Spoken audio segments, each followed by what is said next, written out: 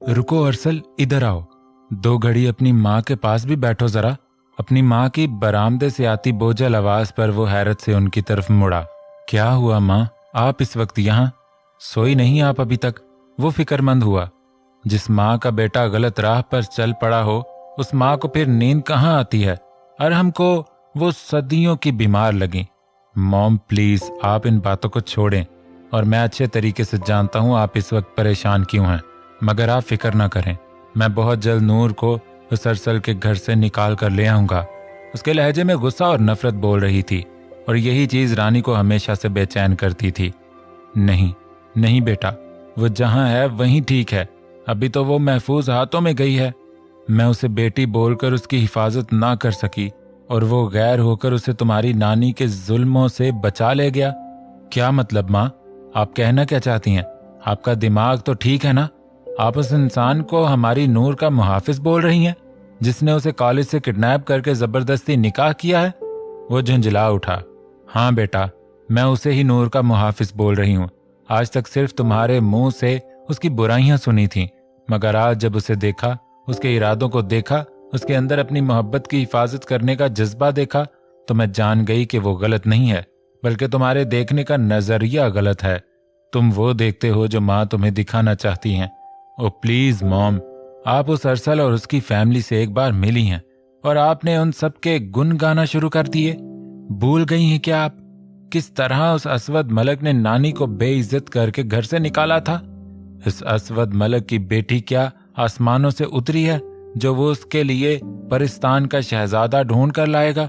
मुझ में क्या कमी है माँ? वो आज अपनी माँ से शिकवा गुना था, क्योंकि रुकैया बेगम ने ये सारी बातें उस तर्ज से उसके गोश गुजार की थीं कि उनकी तरह अब अरहम मलक की अना को भी ठेस पहुंची थी। वो बाप है उसका अरहम, वो अच्छे तरीके से जानता है उसकी बेटी के लिए क्या अच्छा है और क्या बुरा। तुम बुरे नहीं हो, मगर तुम हर चीज को पाने के लिए गलत रास्ता अख्तियार करते हो। जो चीज मोहब्बत से मिलती है वो कभी अकड़ जिद खुद सरी से नहीं मिलती। ये बात तुम्हें जितना जल्दी हो सके समझनी होगी। नो मॉम, मैं नूर को इस अरसल के पास नहीं रहने दूंगा। वो मेरी बहन है। जिस तरह असवद मलक को हक है अपनी बेटी के लिए अच्छा या बुरा सोचने का, बिल्कुल इसी तरह मुझे भी हक है अपनी बहन के लिए अच्छा या बुरा सोचने का। वो अभी भी अपनी बात पर बेजिद था। बहन नहीं है वो तेरी। अब की बार उसकी माँ का सबर जवाब दे गया, जबकि उसे हैरत का शदीद झटका लगा। हाँ, बिल्कुल सही सुन रहा है तू। बहन नहीं है वो तेरी, बल्कि उस मासूम को तो ये भी नहीं मालूम कि वो मेरी नहीं बल्कि किसी और की बेटी है।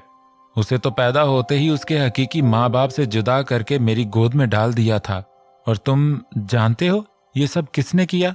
अब की बार उन्होंने बाकायदा अरहम की आंखों में आंखें डालकर देखा। तुम्हारी प्यारी नानी ने।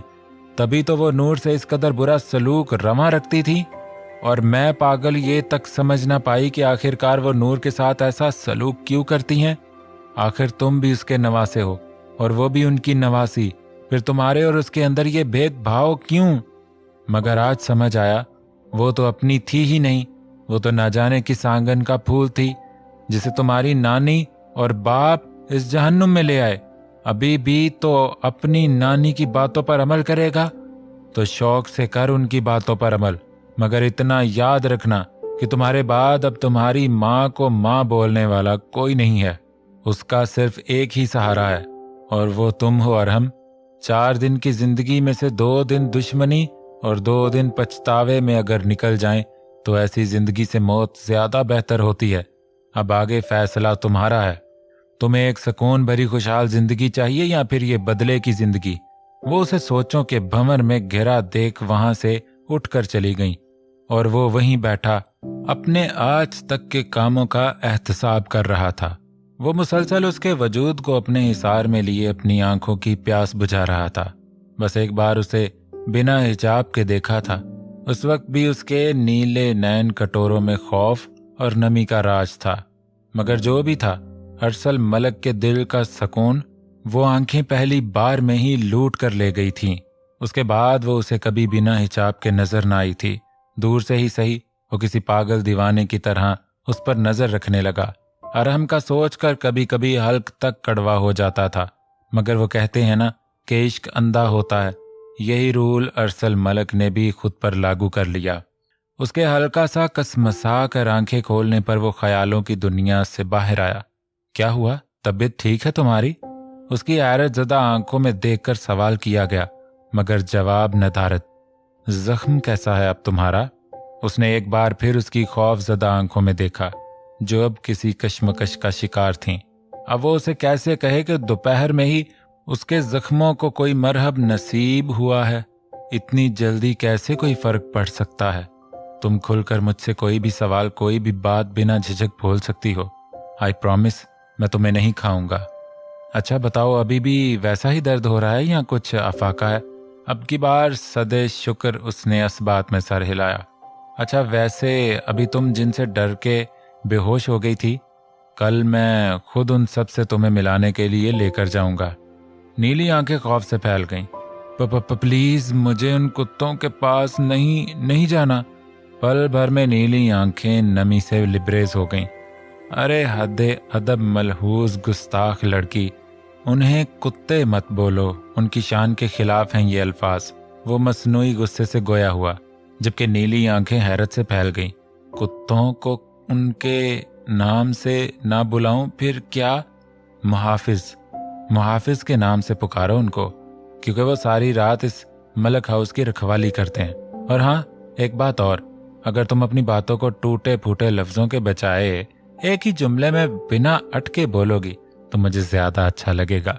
अच्छा एक काम करो, मुझसे लड़ो झगड़ो मुझे मारो। इसकी बातें नूर को हैरत के समुंदर में गौताजन करने के लिए काफी थी। क्यों? क्योंकि तुम अरसल दी बॉक्सिंग चैंपियन की बीवी हो, तो तुम्हारा मिजाज तो ताबड़ तोड़ लड़कियों जैसा होना चाहिए था। मगर तुम तो इतनी डरती हो, इतना कामती हो। एक सादा सी मक्खी तुमसे डरकर नहीं भागेगी। उसका अंदाज साफ चिढ़ाता था, जिस पर उसने हल्का सा मुंह बसोरा। चेहरे पर नाराजगी के उनसर वाज़िया नुमाया थे, जबकि अरसल को उसका इस तरह नाराज होना अच्छा लगा। उसका कॉन्फिडेंस बाहर वो बहुत जल्द ले आएगा, ऐसा वादा वो खुद से बहुत पहले कर चुका था। ठक ठक की आवाज पर उसने बुरा सा मुंह बनाया। अरसल भैया जरा बाहर आएं। उफ, ये जालिम समाज, शादी हुई नहीं कि मियां बीवी के पर्सनल टाइम में टांग अड़ाना शुरू। शिकवा बुलंद आवाज में किया गया ताकि बाहर खड़ी रूप उसके जले कमेंट को बआसानी सुन सके। रूप ने सुना कि नहीं, मगर नूर ने उसके तपे तपे अंदाज पर खिलखिलाकर हंसी। बिलाशुबा उसकी हंसी में सातों रंग मौजूद थे। अरसल भी एक पल के लिए खो गया, फिर आस्तगी से उसके चेहरे पर झुका। मगर दरमियान में ही एक बार फिर धड़ धड़ बजते दरवाजे ने उसे अगले किसी भी इकदाम से रोका। दांत पीस कर कहर बरसाती नजरों से दरवाजे की सिमत देखा। सब्र करो, इन शैतानों की क्लास लेकर आता हूं।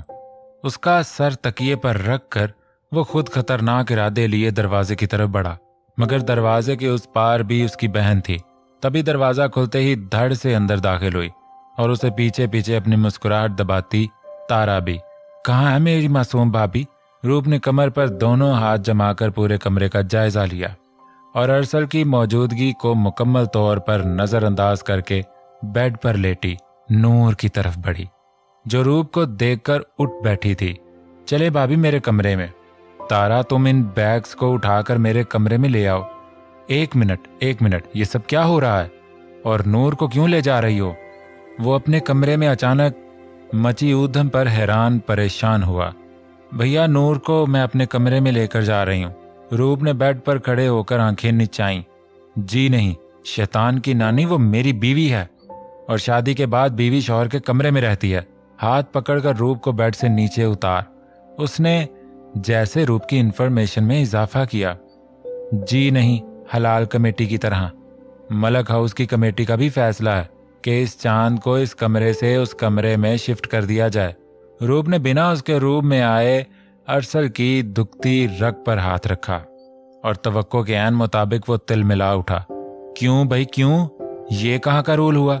ये गलत है, ये मेरे साथ इंसाफ नहीं है। मैं इसके खिलाफ एहतजाज करूंगा, धरना दूंगा मैं। वो रूहान सा हुआ, जबकि रूप ने नाक से मक्खी उड़ाई। उसे तो मानो मौका मिल गया था अरसल को तंग करने का। देखें भैया, आपको जो करना है बाद में कर लेना, मगर प्लीज अभी पहले रास्ता छोड़ें। हमारी भाभी की सवारी इस कमरे से उस कमरे में जा रही है। उसने एक बार फिर अरसल को चिढ़ाया और वो सिर्फ मुट्ठियां भींच कर रह गया, जबकि नूर हैरान थी कि क्या बहन भाई का रिश्ता इस तरह हंसी मजाक वाला भी होता है क्या। नूर को सुलाकर एक बार फिर वो अपने झूले पर आ बैठी। दिमाग एक बार फिर मुस्तफ़ा की तरफ चला गया, मगर ज्यादा हैरानगी तब हुई जब एक चाय का मग उसकी आंखों के ऐन सामने आकर रुका। बिना पलटे भी वो जानती थी कि ये मुस्तफ़ा है। चैन नहीं इस इंसान को, भूतों की तरह जागता रहता है, चाय पीता है और मुझे भी पिलाता है। पता नहीं कौन सी बूटी मिलाता है इसमें जो दिन ब दिन मेरी अकल पर पत्थर पड़ते जा रहे हैं। बुरा सा मुंह बनाकर बिलाखिर उसने कप थाम ही लिया, मगर दिल ही दिल में जले दिल के फफोले फोड़ना नहीं भूली। उसके कप पकड़ते ही वो 2 कदम आगे की तरफ आकर उसके बराबर झूले में विराजमान हुआ, जबकि रूप की हैरत से आंखें फैल गईं। इसको क्या सरकारी झूला समझ लिया है जो बिना इजाजत आकर बैठ गया। मुस्तफ़ा ने भी एक नजर चांद तारों से जगमगाते आसमान पर डालकर रूप के चेहरे पर नजरें जमाईं। क्या नजर आता है मेरे चेहरे पर? मोहब्बत। उसके गैर मुतवक्के सवाल पर मुस्तफ़ा की जुबान से अचानक फिसला, जबकि ये लफ्ज रूप को इच्छू लगा गया। हैरत ज़दा सी होकर उसने मुस्तफ़ा की तरफ देखा।